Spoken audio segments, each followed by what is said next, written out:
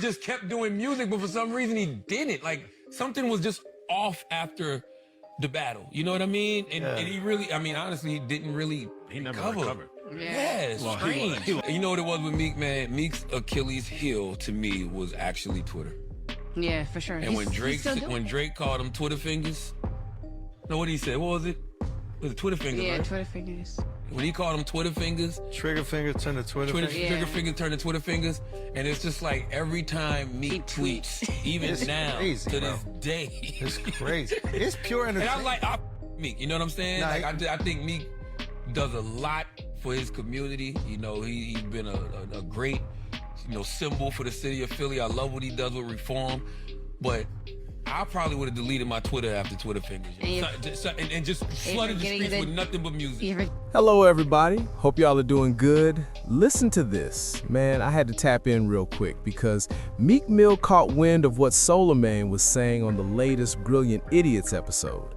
Then hold up, it started spreading everywhere as more people picked it up, and Meek jumped in to respond because he clearly wasn't feeling what Charlamagne was putting out. He made it loud and clear that he didn't agree with any of it. And yeah, he had a lot to say. He basically said, I want this to be a main post so people can see the real propaganda going on in hip-hop. And listen, he asked everybody to drop comments if they see how artists' brands are being downgraded and messed with when they're just trying to feed their families. He was like, let's really break this down, and you could tell he meant that. Then he pointed out how certain rumors were being boosted on major platforms with zero proof, and that right there raised eyebrows. He even questioned why people keep going on these platforms when they're clearly not built for them. Then he hit them with, y'all see my brand heating back up now. And yeah, that sounded personal. He told fans to leave honest comments, almost like he wanted validation or confirmation from the public. After that, he started listing receipts, bringing up his track record since the Drake beef. He said he dropped multiple records that went platinum and double platinum like Tap, Blue Notes, and Uptown Vibes, and didn't hold back naming them. He kept going, mentioning What's Free with Jay-Z, plus On Me with Cardi B, and even Scarface with Rick Ross. He added more records like Respect the Game, 24/7, and Dangerous, saying some went platinum or double, and even joked he doesn't even collect plaques like that. Then he brought up albums like Championships going double platinum and Expensive Pain hitting gold, saying it wasn't even marketed right. Now that's frustration talking. He mentioned leaving labels, referenced Cybertruck and 5 a.m. in Philly, almost like reflecting on how far he's come. Then, hold up, he switched gears and said Drake helped push the Meek is done narrative before, but now that same energy is being flipped back on Drake. Still, he made it clear he's good with Drake and Jay-Z, at least from what he knows, and told people to keep him out of that messy situation. He also said he had meetings with A16Z and found new tech deals just from being active and tweeting, which is interesting. Then he paused and said he's proud of himself, like really proud, and you could feel that moment. He went back into more stats, saying, I'm a boss, 1942 flows, and whatever you need all went platinum, even mentioning his collaboration with Chris Brown. He doubled down on Championships again, saying it's platinum, and added We Ball to the list like he was stacking receipts non-stop. Then, out of nowhere, he questioned what is he even talking about, clearly frustrated at this point. He told people to keep a close eye on Charlamagne, hinting that something deeper might be going on. Then yeah, he made a wild claim, suggesting Charlamagne might be a closeted man who resents successful black men unless business is involved, but admitted he could be wrong. He didn't stop there. He said he's been helping put on about 10 artists from the East with no cash involved, just off charity and support. He closed it out saying, I'm really the one, but insisted there's real propaganda being pushed against his brand, and he wants it investigated. And finally, he ended by saying the Diddy situation isn't normal, reminding everyone he's a real trench baby who earned his place in front of the world. Now tell me, that didn't sound like someone defending their legacy?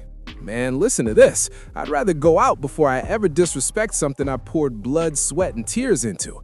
That's the energy he was given. He said there was a moment where he felt blackballed, like doors were being quietly shut on him. But then hold up, he flipped it and reminded everybody he's still a savage who goes after what he wants and gets it. Then he jumped back in the comments again and added more to the story. He said, and it's crazy, I'm the only rapper with a foundation that raised over 50 million, actually changing laws and helping reform probation systems.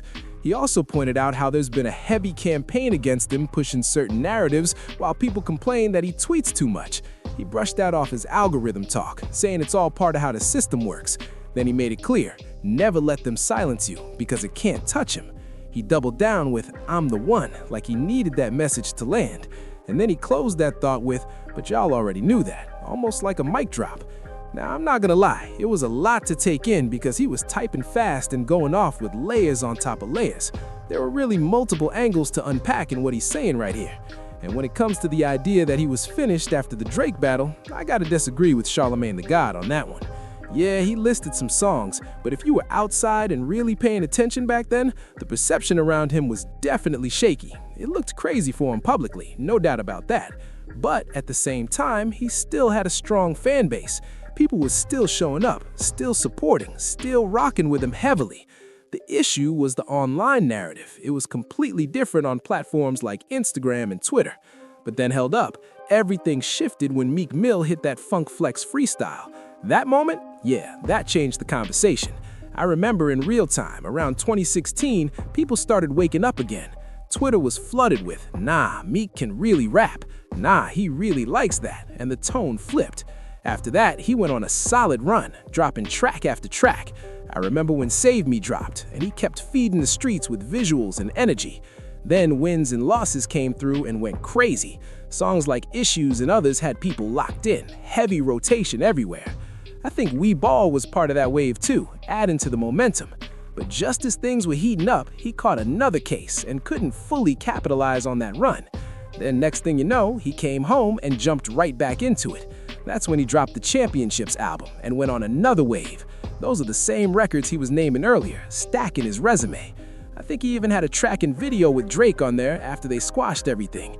So saying he was done and never bounced back after that beef, nah, I can't co-sign that. That's just not accurate when you look at the full timeline. But I will say this about podcasts. When people are talking in the moment, things can get said without full context. And if nobody steps in with the full facts, those statements just sit there. But if someone actually breaks it down, you'll see people correct themselves real quick. Now, I didn't catch the entire episode, so I'm not speaking in every detail. But from what I do know, he definitely wasn't finished after that. He dropped a lot of music that hit hard. The streets were rocking with it heavily. And like he said himself, some of those records really did go platinum. Now listen to this. As of lately, Meek Mill hasn't really been flooding the streets with music like that. He's dropped a few EPs and snippets here and there, but hold up, you still need real marketing behind those drops, and he's not really doing that anymore. Ever since he stepped away from the label system, it feels like that machine isn't pushing the records the same way. He's not out here saying, I'm about to run this project up, tour it, and put real money behind promotion. Instead, it feels like he just drops the music and lets it sit, like whatever happens, happens. But here's the thing, there is definitely an online narrative game being played. All it takes is one person to hit that button and push a storyline, and once it catches traction, it sticks. Then more people pile on, and suddenly that narrative becomes the truth in people's minds. And if you respond the wrong way or don't respond at all, it actually makes it last longer. That's just how the internet works. I don't make the rules. The longer it sits, the more people run with it and keep it alive in conversations. Then blogs pick it up like, oh, this is trending, and they amplify it even more. And you got fans chasing engagement, jumping in like, let's clown Meek Mill instead of posting anything positive he's doing. They ignore the community work he mentioned and focus only on the jokes. That's how it goes. Now, keeping it real, I don't think Charlamagne the God meant any real harm with his take. It sounded more like he was speaking off the top of his head at the moment. And if someone had sat him down and laid out all the facts, like the records, the runs, the impact, he probably would have said, you right, and adjusted. But from Meek's side, nah, I respect it. Go off, remind him, talk your talk, drop that resume on the table and let it speak. Don't let anybody control your narrative when you have proof behind your name. Like he's basically saying, go look it up, the numbers don't lie. People can follow blogs, comments, whatever they want, but the facts are there if you really check. And in this game, if a major platform with a big voice says something, you gotta step in and balance it out. Because if you don't, oh, they'll build a whole story about you without you even being in the room. That's just the era we're in. Charlamagne got a huge reach, millions of eyes, and once something spreads, blogs grab it and run. If you stay silent, it grows legs and keeps moving. And with Meek, there's already that perception floating around that he's sensitive, emotional, always on Twitter. But listen, sometimes you gotta address it. You gotta know when to speak and when to fall back. You can't beat the internet completely, but you can definitely play the game smart and flip it in your favor. But let me know what y'all think. And yeah, don't forget to subscribe to the channel.